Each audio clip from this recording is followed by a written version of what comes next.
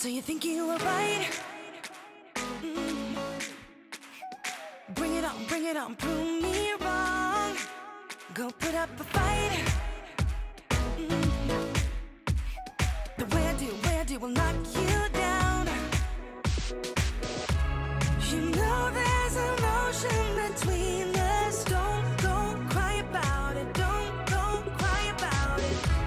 You want me to take you in my trust.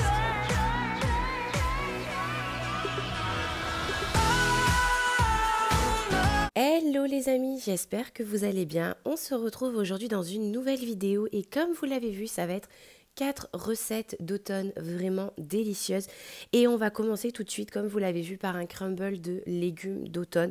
Bien évidemment, qui dit légumes d'automne dit de la courge, de la patate douce, du potimarron, des carottes et tout ça. Moi dans ce crumble là, j'ai décidé d'utiliser un potimarron. Au niveau des quantités, pour le plat que vous avez vu que j'ai fait, j'ai utilisé que la moitié d'un potimarron. Au niveau du découpage, c'est toujours une vraie galère, d'autant que moi j'enlève la peau. Je sais que j'aurais pu le mettre au four avant pour pouvoir enlever la peau plus facilement, mais clairement je n'en avais pas l'envie. Donc du coup, j'ai galéré. J'ai coupé ça comme je pouvais, comme j'ai pu faire, mais j'ai quand même réussi. Et après ça, j'ai aussi mis une courge. Donc pour ce qui est de la courge, pareil, j'ai mis la moitié. Donc vous avez vu, j'ai coupé en fait à la moitié. J'ai pris le haut et j'ai laissé le bas, ce que j'appelle le cul, moi, de la courge, de côté. Et du coup, ça me servira pour en faire un autre crumble si j'ai envie. Donc en vrai, en achetant un potimarron, une courge, vous pouvez faire 2 crumbles de légumes avec, donc ce qui est quand même pas mal au niveau financier. Si on va par là, c'est pas le truc qui coûte le plus cher. Et dans ce crumble là, moi, j'ai rajouté du coup des carottes. Au niveau de la quantité de carottes, je n'ai absolument pas mesuré puisque j'ai pas mal de carottes qui sont coupées en rondelles dans mon congélateur. Donc du coup, j'ai pris et j'ai mis, mais je pense qu'en tout, ça a bien fait équivalent de 5-6 carottes.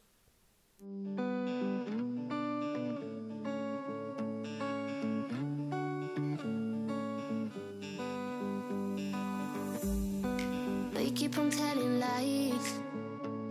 That is how we stay alive.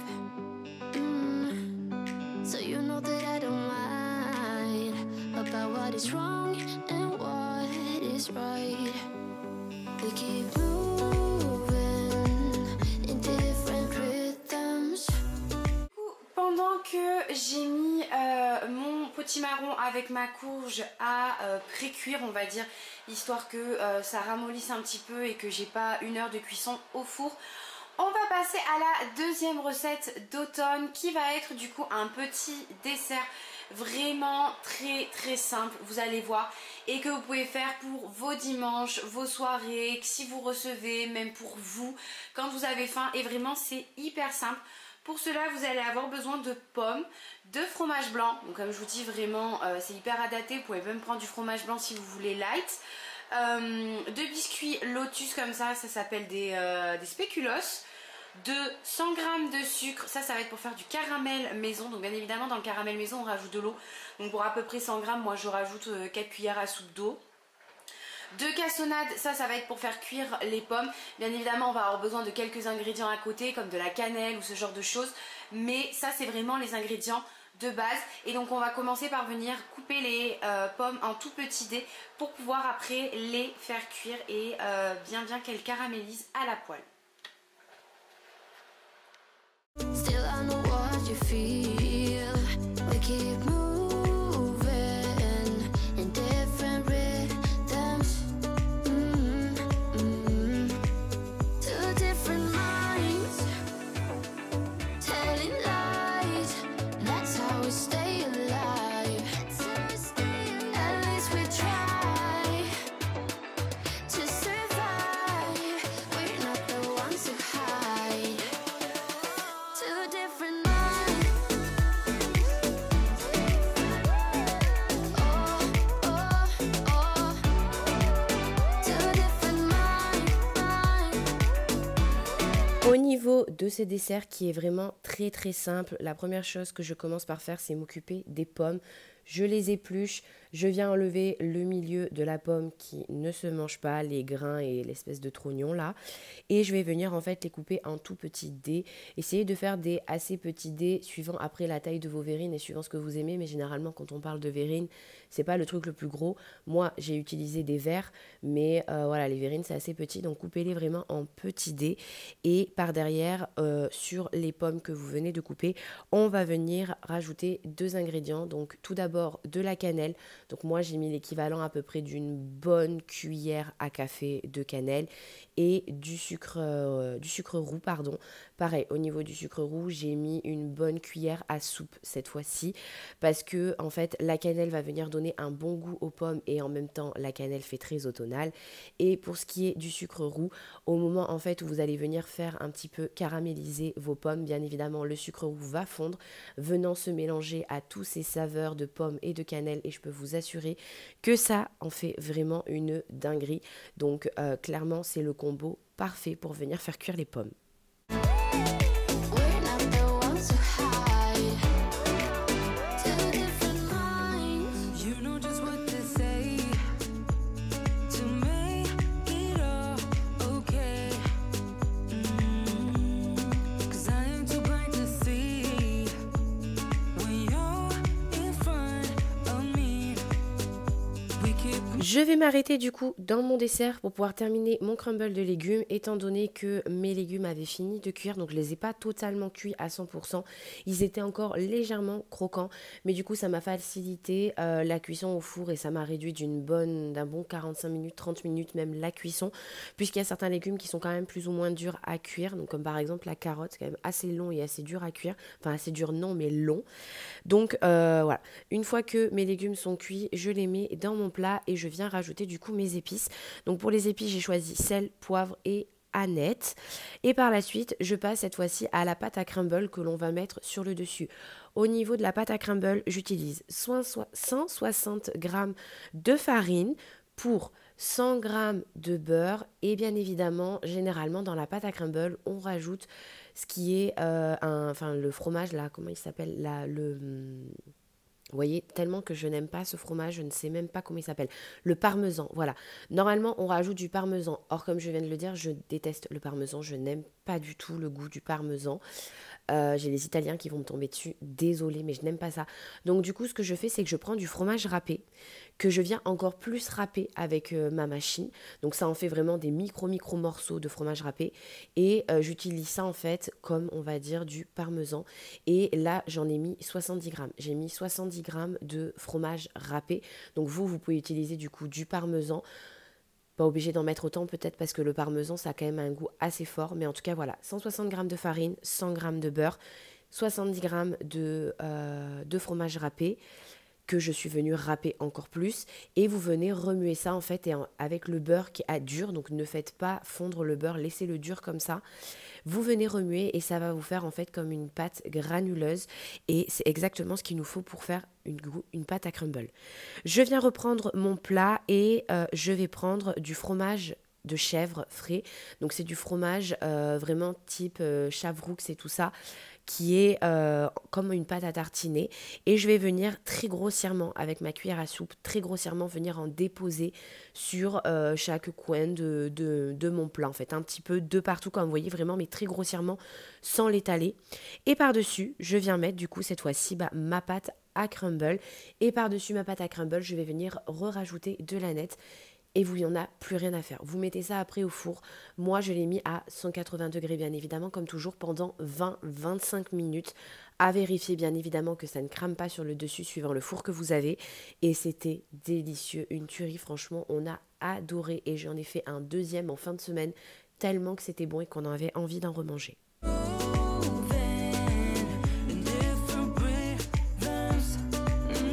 Du coup, maintenant que j'ai terminé de préparer du coup le crumble de légumes d'automne, on va dire, je sais pas trop comment l'appeler, je vais terminer du coup le dessert. Donc comme je vous ai dit, on avait coupé les pommes, on avait mis le sucre de canne et la cannelle. Dans un pot du coup j'avais mon sucre, donc là ce que je vais faire c'est que je vais allumer du coup la plaque. Au niveau du feu je vais mettre sur 5 mais vous voyez rien, donc bon voilà, j'ai mis sur feu doux. Feu doux parce qu'il ne faut pas que ça crame. On va venir mettre le sucre. Hop. Tout le sucre. Hop. Ça. Et on va attendre un petit peu que ça cristallise au niveau du fond. Et dans une poêle, je vais la mettre pareil à 5. Donc feu doux encore une fois. Et là, ce que je vais venir faire, c'est que je vais venir mettre une noisette de beurre. Hop. Pour venir du coup... Qu'est-ce que c'est? J'ai ma boîte qui se casse. Hop, et on va venir du coup caraméliser les pommes. Et vous allez voir avec la cannelle et le sucre de canne, franchement ça c'est délicieux. C'est vraiment super bon.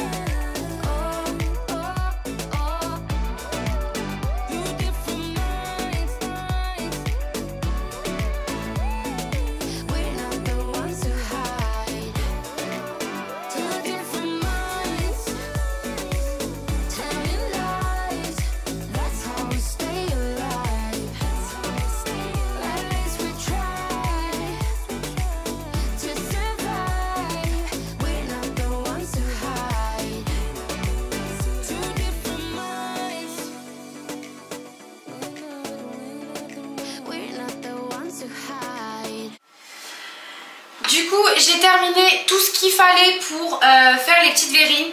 Donc, mes pommes ont bien caramélisé et franchement, faire cette recette déjà est vraiment, c'est un délice.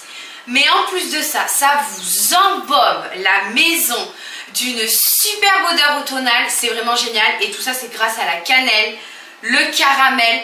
En plus de ça, du coup, j'ai la courge et le potimarron dans le four et ça se sent vraiment là. On est en plein automne chez moi, c'est un truc de fou.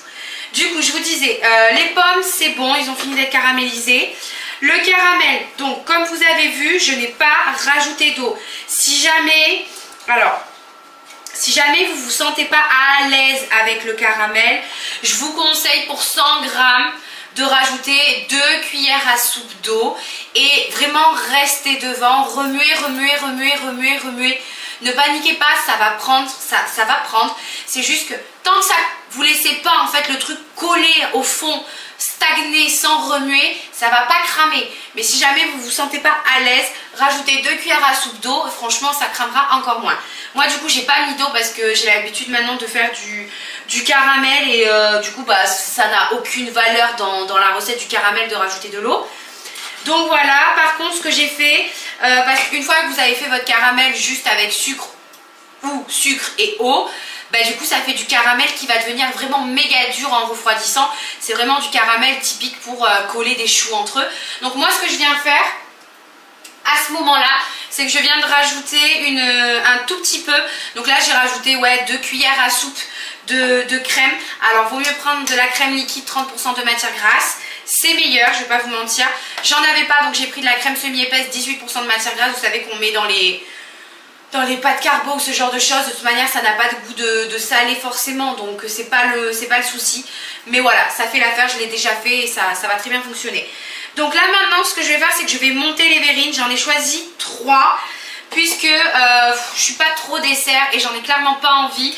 Et si ça se mange pas là ce midi ou aujourd'hui, clairement après ce sera plus bon. Donc j'en fais 2 pour ce midi, un pour Mathis et un pour son collègue de travail qui vient manger à la maison. Et un pour ce soir pour Giulio ou pour le goûter comme il voudra. Et s'il n'aime pas, papa mangera ou moi si ce soir j'en ai envie. Je pense qu'au niveau du montage, je ne sais pas trop comment faire puisque de base je m'étais dit que je mettrais le caramel au fond. Et d'ailleurs il faut que je me dépêche parce que le caramel devient crémeux. J'avais prévu de mettre le caramel au fond, les pommes par-dessus, le spéculoos et le yaourt. Sauf que ça me paraît trop bizarre de mettre le yaourt en fait sur le dessus du verre.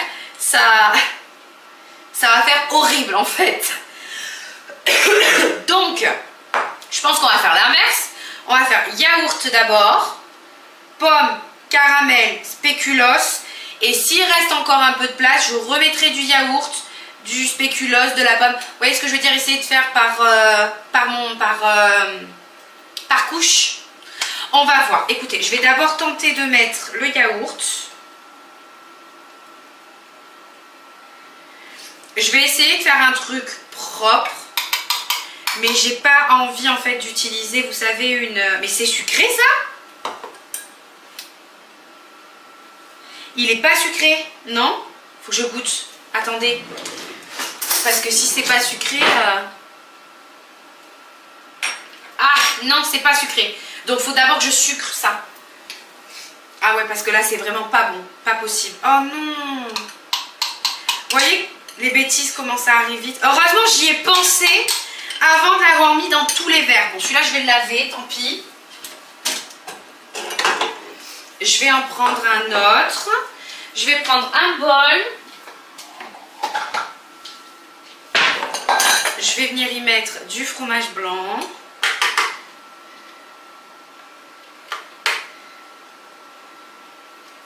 Ça ira là, non? Ça fait beaucoup là. Ouais, et je vais venir sucrer. On my way home, stumbling on the pavement, yeah, yeah. No sleep in my body, last night got me wasted, yeah, yeah. Ain't nobody calling my phone up just to make sure I get home safe and sound, yeah, I'm pretty sure if I fall down and don't get up, nobody would care, yeah. Don't wanna be alone anymore, so I might as well sleep with the doors unlocked. Ok. Donc le yaourt, c'est bon. On verra si j'en remets après, mais je pense que ça devrait le faire. On va mettre les biscuits. On va venir émietter un petit peu, mais genre dans les mains, on va faire. Je vais vous rapprocher parce que là, vous n'allez rien y voir.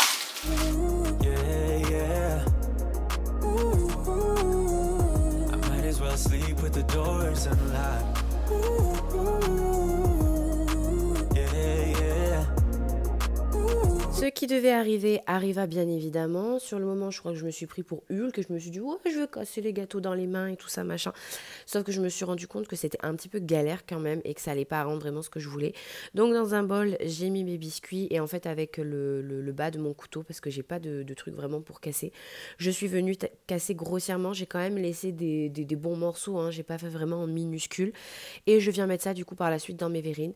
Au niveau des quantités, pour ce qui est des biscuits, je n'ai pas de quantité à vous donner puisque je l'ai fait à l'œil. Au niveau du fromage blanc, pareil, je l'ai fait à l'œil.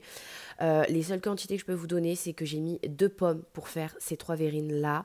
Les quantités que je vous ai données du coup pour assaisonner les pommes et les quantités pour faire le caramel, c'est tout. Pour ce qui est du reste, franchement, j'y suis allée à l'œil et vous pouvez très bien y arriver en faisant du à l'œil. Au pire des cas, si vous ne vous sentez pas à l'aise, essayez de commencer petit et en voyant après plus gros. Et marquez-vous, notez-vous si jamais vous voulez vous garder la recette. Mais franchement, c'était délicieux et très très simple à faire. Well, sleep with the doors unlocked. Headache and sore throat, constantly hungover. Yeah, eating all alone, sleeping on my own. Tell me how to be.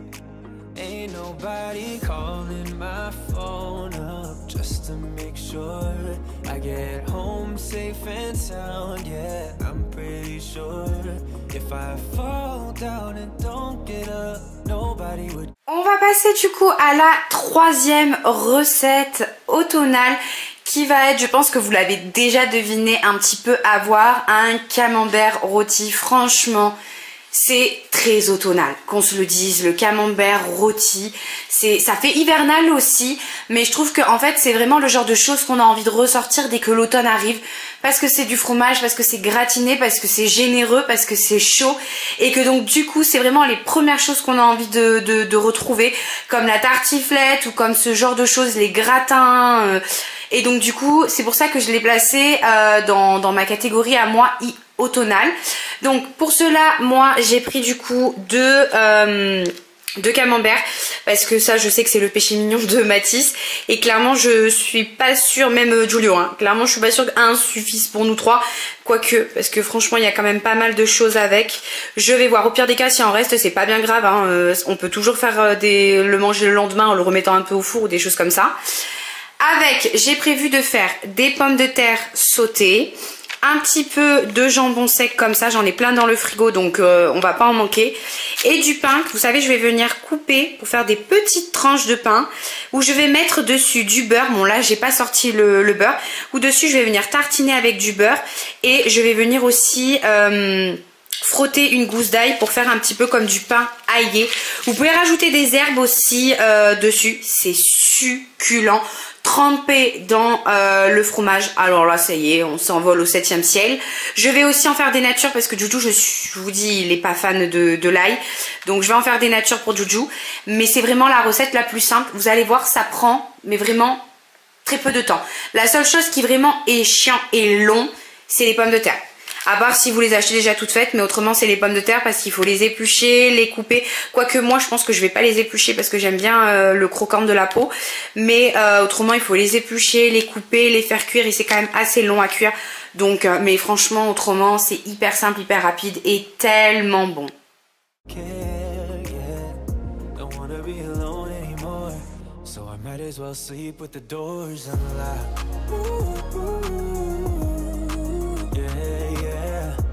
On passe cette fois-ci du coup à la 3e recette, comme vous l'avez vu, qui va être un camembert rôti. Je suis désolée pour la luminosité, mais je n'ai pas compris pourquoi c'était pas lumineux. Je pense que j'ai dû oublier d'allumer mes lumières, donc ça donne un petit peu cet effet un petit peu sombre. Donc bon, désolée si c'est pas du coup hyper agréable à regarder.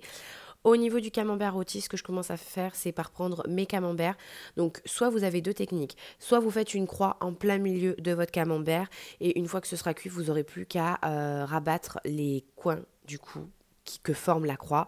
Soit vous faites comme moi, vous faites un rond, vous soulevez le chapeau comme si en fait vous faisiez une tartiflette que vous coupiez en deux, là, le fromage.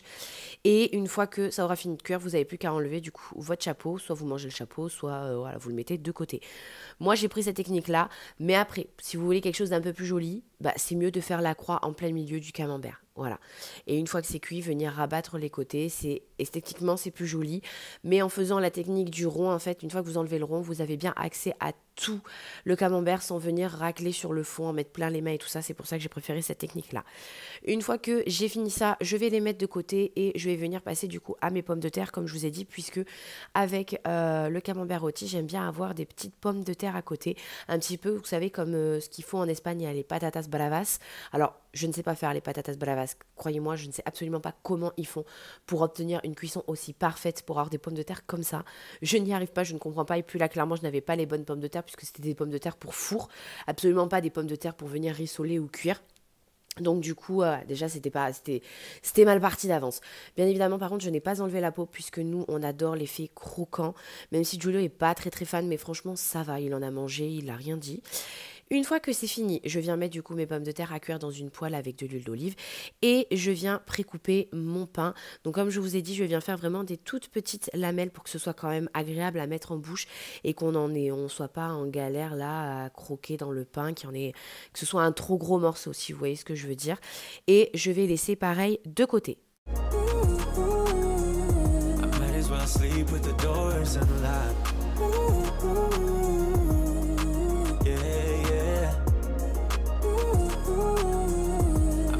Sleep with the doors unlocked. Never been in love yet. I'm still waiting for the one. Looking for someone who cares about my needs Je repasse ensuite à mes camemberts et après avoir galéré comme une folle pour pouvoir ouvrir ce pot de miel, je viens prendre du miel du coup que je vais venir mettre que sur un seul des fromages pour faire un nature et un petit peu agrémenté. Je viens en mettre en assez grosse quantité. J'ai pas montré mais vous pouvez en mettre aussi à l'intérieur du chapeau. Alors pour ceux qui vont faire la croix, ça va être un petit peu plus difficile mais rien que sur le dessus, croyez-moi, ça va s'imbiber à l'intérieur et le camembert en fait va prendre un bon goût de miel et donc ça c'est vraiment super bon. Et ceux qui sont un petit peu comme moi et qui aiment manger du coup la croûte du dessus qui a bien pas cramé mais vous voyez ce que je veux dire, caramélisé dans le four, franchement croyez-moi vous allez sentir le miel. Et une fois que j'ai mis le miel, je viens rajouter du coup de la nette sur le dessus et comme je vous ai dit l'autre je le laisse nature et je viens mettre ça au four du coup pendant à peu près 25 minutes, 30 minutes à 170, 180 degrés. Je ne mets pas au plus haut du four, je le mets vraiment au milieu, voire un peu plus bas pour éviter que ça crame trop vite, mais que tout le fromage à l'intérieur ait le temps de bien couler quoi. Une fois que mes pommes de terre sont mises du coup dans ma poêle, pareil, je suis venue assaisonner, donc sel, poivre et j'ai remis de la nette aussi par-dessus. Je vais venir m'occuper de mes pains que je viens disposer du coup sur une plaque de cuisson que je vais venir mettre après au four. Je suis venue séparer mes pains par un petit espace, ce qui va être du coup les pains que je vais laisser nature et ceux que je vais agrémenter encore une fois pour avoir en fait plusieurs petites saveurs. C'est assez sympa d'avoir plusieurs options à manger. Et pour ceux que je vais agrémenter, donc ce que je viens faire, c'est que je viens prendre une gousse d'ail, je viens la couper en deux et je viens la frotter sur chacun de mes pains, histoire de faire en gros du pain aillé. Voilà, tout simplement, il n'y a rien de bien compliqué à ça. Frotter une gousse d'ail sur vos pains. Une fois que ça c'est fait, moi ce que je suis venue faire c'est rajouter un petit peu de beurre dessus parce que je trouve que ça rend le pain un petit peu croquant et en même temps plus fondant et c'est super bon. Donc voilà, je viens rajouter un petit peu de beurre et avec la gousse d'ail du coup que je me suis servi pour frotter mes pains, je viens couper des micro morceaux d'ail que je vais venir disposer sur chacun de mes petites tranches histoire de donner un goût encore plus aillé et je vais venir du coup mettre ça par la suite au four pendant à peu près entre 5 et 10 minutes encore une fois à 180 degrés. Ça cuit généralement assez vite donc faites quand même attention. Nobody calling my phone up just to make sure I get home safe and sound. Yeah, I'm pretty sure if I fall down and don't get up, nobody would care. Yeah, don't wanna be alone anymore, so I might as well sleep with the doors unlocked. Ooh, yeah, yeah. I might as well sleep with the doors unlocked. Yeah, yeah. I might as well sleep with the doors unlocked. Rectification puisque je me suis trompée, mais à force de mettre de la nette partout à ma décharge, je crois que je vois plus que par la nette. Dans mes pommes de terre, ce n'est pas de la nette que j'ai mis, mais c'est de l'air de Provence. Après, vous pouvez très bien mettre de la nette, clairement, ce sera tout aussi bon. Par contre, sur mes pains, en dernier final là, sur les pains où j'ai mis l'ail et le beurre, je suis venue rajouter de la nette. Une fois que ça c'est fait, on va passer du coup cette fois-ci à la mise en place. Donc du coup sur mon grand plat, je suis venue rajouter des chiffonnades en fait de jambon de Bayonne si vous voulez, jambon de Parme. Je sais pas comment on peut appeler ça, mais voilà, c'est un petit peu la même catégorie. Je suis venue mettre ça du coup sur le côté de mon plat. Je rajoute du coup mes pains. Je vais venir séparer les deux catégories de pains, donc ceux sur lesquels j'ai mis le beurre, l'ail et la nette, et ceux qui sont nature. Je viens les séparer du coup par mes deux fromages qui ont du coup bien évidemment fini de cuire au four et qui sont bien dégoulinants. Et clairement, oh là là, rien qu'à l'odeur, par contre, croyez-moi, vous allez avoir une sacrée odeur dans la maison. Donc si jamais vous venez d'étendre votre linge, essayez de le mettre dans une autre pièce. Parce que clairement, tout s'imprègne de cette odeur. C'est un petit peu comme quand on fait une raclette, mais qu'est-ce que c'est bon. Clairement, qu'est-ce que c'est bon. Donc bref, une fois que j'ai fini de tout bien mettre en place, comme je vous ai dit, je vais venir ajouter du coup mes 2 fromages au milieu et je vais avoir du coup mon plateau et dans des petits bols, je suis venue rajouter mes patates. Donc voilà, franchement, clairement, c'est le meilleur repas d'automne. Quand on rentre dans l'automne, faire ce repas-là qui nous a manqué, oh, ça fait tellement de bien.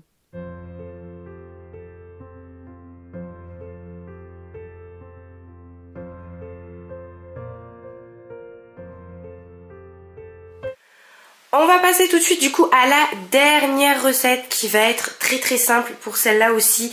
Pour le coup, ça va être du coup un filet mignon aux champignons. Franchement, le filet mignon, je trouve que c'est très automnal et franchement c'est bon, c'est chaud. En plus, on va rajouter de la crème, les champignons et tout. Vraiment, c'est réconfortant et j'adore. C'est vraiment un bon plat du dimanche quand vous recevez et tout ça. Après, ça peut, voilà, ça revient un petit peu cher le filet mignon puisque moi le mien, je l'ai pris à Lidl et je l'ai payé 8,7 € pour 585 grammes. Mais il est quand même assez gros, je sais pas si vous voyez, donc je pense qu'on peut bien manger à 3 dessus. 3 bons mangeurs peuvent manger dessus, mais franchement ça fait plaisir de temps en temps. Du coup, pour cette recette, bon, mais du coup vous allez avoir besoin d'un filet mignon, de beurre. Ça, on va le mettre dessus le filet mignon. Au niveau des épices, moi j'ai choisi du coup du curcuma.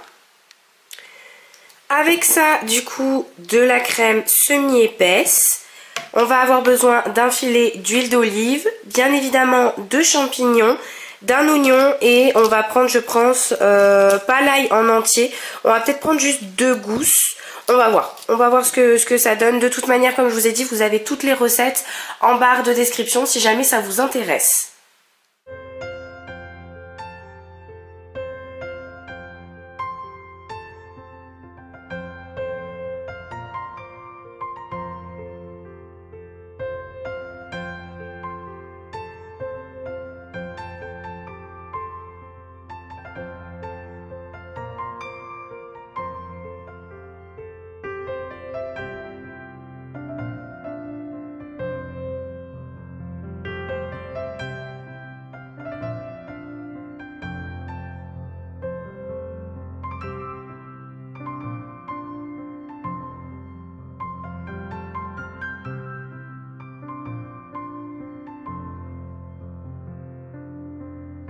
On va passer du coup à la dernière recette. Comme vous avez vu, le filet mignon.